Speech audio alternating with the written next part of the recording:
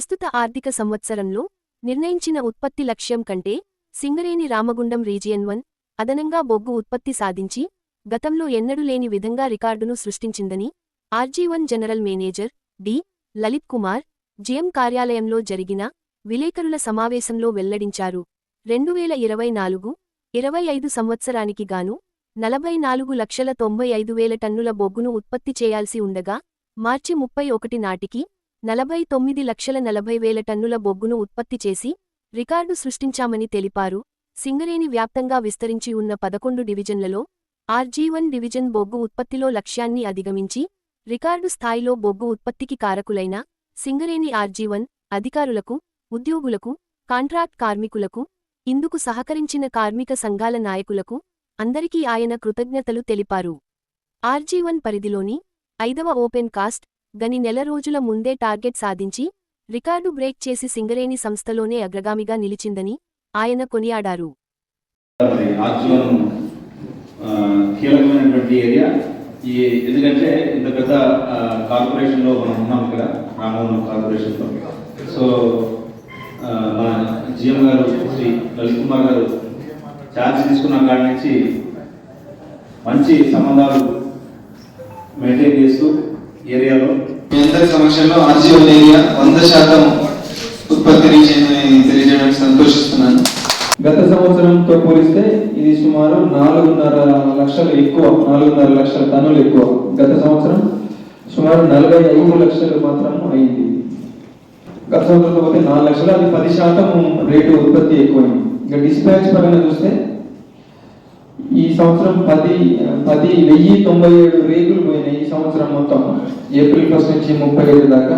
ఇది గత సంవత్సరం 5 ఏళ్లలో రికార్డు. ఇది 5 ఏళ్ల రికార్డు, 1,097 రికార్డులు. అట్లనే గత సంవత్సరంతో పోలిస్తే ఈ సంవత్సరము ఒక 30% డిస్పాచ్ మనం చాలా మంచి ముందంజలో ఉన్నాము. గత సంవత్సరం 37.5 లక్షలు డిస్పాచ్ చేస్తే ఇప్పుడు 43.5 లక్షలు డిస్పాచ్ చేయడం, దాదాపు 10 లక్షలు మనము పెంచడం జరిగింది. ఇది దాదాపు సుమారుగా 30% ఎక్కువ. దీనికి కూడా చాలా గర్వంగా ఉన్నది. దీనికి చైర్మన్ గారు, డైరెక్టర్ గారు కూడా దీన్ని బాగా అభినందించారు.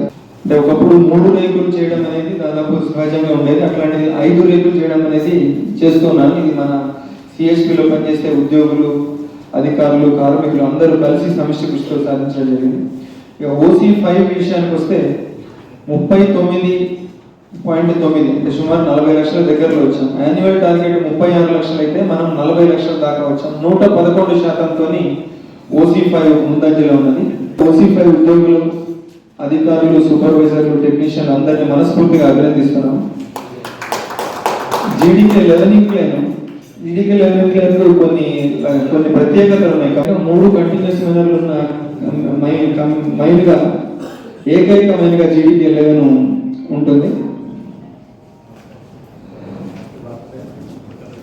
అట్లనే CM1 కంటిన్యూస్ మైనర్ 1 వాళ్ళు 3,40,000 టార్గెట్ అయితే 3,55,000 టన్నులు తీసి 104%లో ఉన్నారు కంటిన్యూస్ మైనర్ 1 వాళ్ళు. అది గత సంవత్సరంతో పోతే 51% వృద్ధిలో ఉన్నది. కంటిన్యూస్ మైనర్ 2 ఏంటంటే అది పని స్థలాలు కొంచెం ఇబ్బందిగా ఉండడం వల్ల 2,22,000 గాను 3 లక్షల టార్గెట్ గాను 2,22,000 సాధించారు, 74%. ఇది కూడా గత సంవత్సరం పోతే 5%, కానీ ఇది తొందరలోనే దీన్ని కూడా పని ప్రదేశాలు డీపీలను పెట్టుకుంటే ఇది కూడా పెరుగుతుందని ఆశిస్తున్నాను. అట్లనే GDK 11 వాళ్ళు ఒకటే రోజు 5,600 టన్నులు రికార్డు చేశారు, 2,700 టన్నుల టార్గెట్ గాను. ఇది 200% డబుల్ ఉత్పత్తి.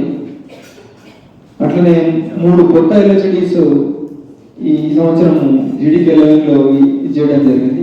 అట్లా మన GDK 11 ఏదైతుందో ఉద్యోగులు హైయెస్ట్ డిస్పాచ్ 128% ఫిబ్రవరి 25కి వచ్చేసారు. చేసి 2,500 రూపాయలు కంపెనీలో అతి కొద్ది మైన్లు మాత్రమే ఉన్నాయి. అట్లనే కంపెనీ మొత్తంలో ఇన్సెంటివ్ సంపాదించిన ఉద్యోగులలో 20% మంది ఉద్యోగులు GDK 11లో ఉన్నారు ఫిబ్రవరిలో. అట్లే మార్చి నెలలో కంపెనీ ఉద్యోగులు మొత్తంలో ఇన్సెంటివ్ సంపాదించిన ఉద్యోగులలో 40% మంది వస్తారని ఆశిస్తున్నాం. అంత అద్భుతంగా పనిచేసినందుకు GDK 11 ఉద్యోగులు, అధికారులు, టెక్నీషియన్లు అందరినీ అభినందిస్తున్నాను.